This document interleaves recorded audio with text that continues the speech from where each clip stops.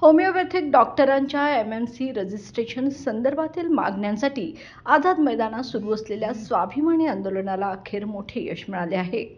महाराष्ट्र सरकारने या प्रकरणात सकारात्मक निर्णय घेण्याचे ठोस आश्वासन दिले असून पुढील 8-10 दिवसात निर्णय जाहीर होणार असल्याची माहिती आंदोलनकर्त्यांनी दिली आहे. मुख्यमंत्री देवेंद्र फडणवीस, उपमुख्यमंत्री एकनाथ शिंदे व अजित पवार यांच्यासह वैद्यकीय शिक्षण मंत्री हसन मुश्रीफ आणि अन्य लोकप्रतिनिधींशी झालेल्या चर्चेनंतर आदरणीय डॉक्टर बाहुबली शाह यांनी आमदार विक्रम काळे यांच्या हस्ते लिंबू पाणी घेत आंदोलनाची सांगता केली आहे. या ऐतिहासिक आंदोलनात कोल्हापूर जिल्ह्यातून 600हून अधिक डॉक्टरांनी सक्रिय सहभाग घेतला. कोल्हापूर या संघटनेच्या कार्यकारिणीने नेतृत्व करत आंदोलन यशस्वीपणे मार्गी लावले.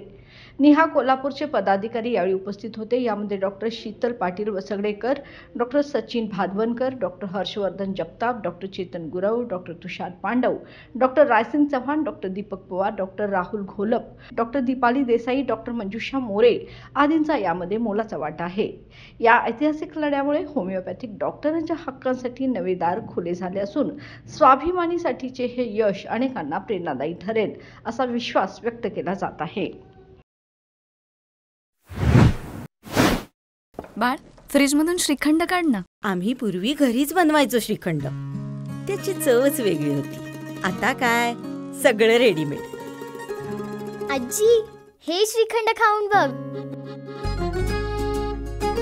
आज तुझ्या आईनं घरीच बनवलं की काय? हे आहे गोकुळचं श्रीखंड. अगदी जिभेवर रेंगाळणार. जिभेवरच नाही तर मनावरही रेंगाळणार. गोकुळ श्रीखंड, मनावर रेंगाळणार.